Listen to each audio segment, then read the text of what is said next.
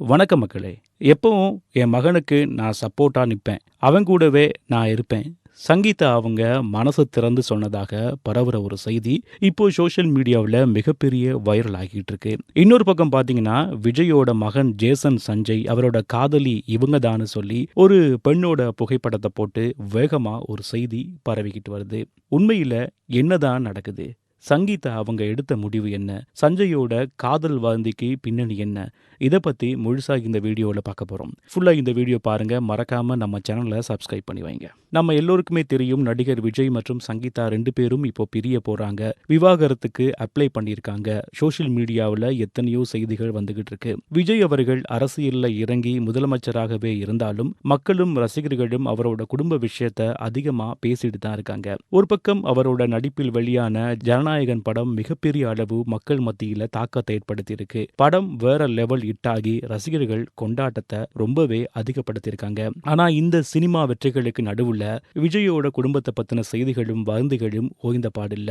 இன்னொரு பக்கம் பாத்தீங்கன்னா, விஜயோட மகன் ஜேசன் சஞ்சய் அவரோட முதல் படத்தோட வேலைகள்ல ரொம்ப தீவிரமா இறங்கி இருக்காரு. அவர் இயக்கும் சிக்மா படம் சீக்கிரமா ரிலீஸ் ஆக இருக்கு. அது மட்டும் இல்லாம இந்த படத்துக்கு ஆரம்பத்திலேயே நல்ல வரவேற்பும் கிடைச்சிருக்கு. ஏன்னா இது சஞ்சயோட முதல் படம். அப்படிப்பட்ட இந்த நேரத்துல தான் சஞ்சய் இவரை காதலிக்கிறாரு அப்படின்னு சொல்லி சம்பந்தமே இல்லாம ஒரு பெண்ணோட புகைப்படத்தை பதிவிட்டு சமூக வலைதளங்கள்ல தேவையில்லாம அவரை பத்தி பேசிட்டு இருக்காங்க.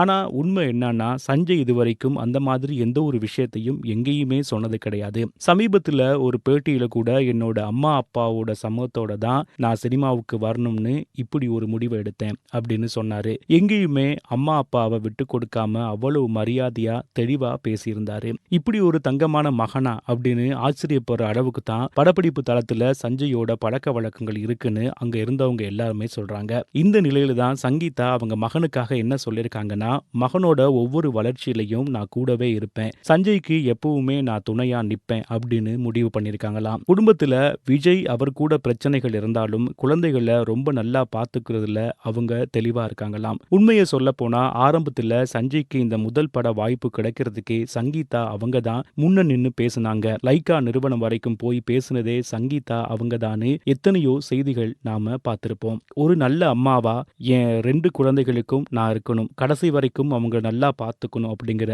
உறுதியான முடிவுல இருக்காங்களாம். ஜீவனாம்சம் தொடர்பான விஷயங்கள் கூட குழந்தைகளோட எதிர்காலத்துக்காகவே அவங்க கேட்டிருக்கிறதாக சொல்லப்படுது. ஆனா இன்னொரு பக்கம் குழந்தைகளை நானே பார்த்துக்கிறேன், சங்கீதாவுக்கான தொகையை மட்டும் கொடுக்கிறேன்னு விஜய் தரப்புல சொல்றதாகவும் தகவல் வெளியாகி இருக்கு.